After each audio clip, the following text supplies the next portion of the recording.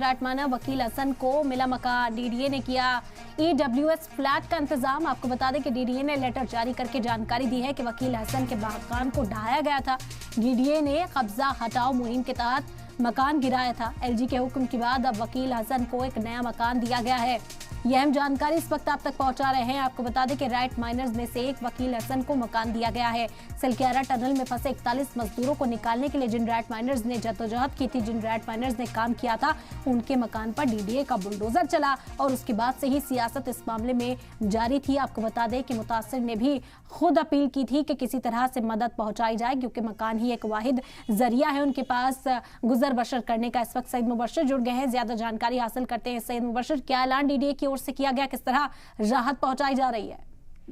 अब बिल्कुल देखिए इरम, जिस तरीके से पूरा मुल्क ही नहीं पूरी दुनिया ने इन पूरी टीम को, रेड माइनर्स की टीम को सराखों बिठाया था, लेकिन कहीं ना कहीं उनके लिए आज उन्हीं जिनको सर पे बिठाया था, आज उन्हीं के सर से छत छीन ली गई। यानी ये कहा जा सकता है जिस तरीके से इससे पहले भी एक बार डीडीए ने उनके मकान को, वकील हसन है जो सुपरवाइजर थे रेड माइनर टीम्स के, उनके मकान को जमींदोज किया है और बताया जाता है कि इलीगल उस पर बना हुआ था। लेकिन डीडीए की तरफ से पहले उनको एक आश्वासन मिला था सरकार की तरफ से कि आपका घर नहीं तोड़ा जाएगा।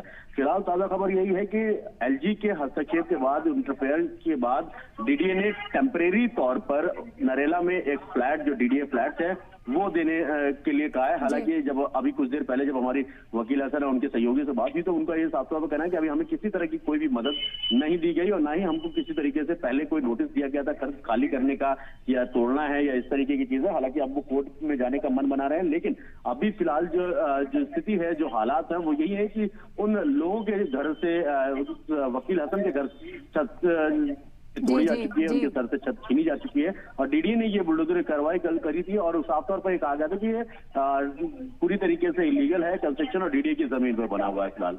बिल्कुल बिल्कुल, ईडब्ल्यूएस फ्लैट देने का जो वादा अब एक तरह से किया जा रहा है डीडीए की ओर से, जैसे आपने भी जिक्र किया, लेकिन टेम्पररी तौर पर ही इंतजाम होगा। सबसे बड़ा सवाल ये होगा सईद मुबशर, क्योंकि खजूरी खास में रहते हैं, ऐसे में दूसरे इलाके में फ्लैट दिया जाना, क्या शिफ्ट होने पर राजी होते हैं? किस तरह से इस बात को माना जाता है या फिर मनवाया जाता है, ये भी अभी पेचीदा रहेगा मामला।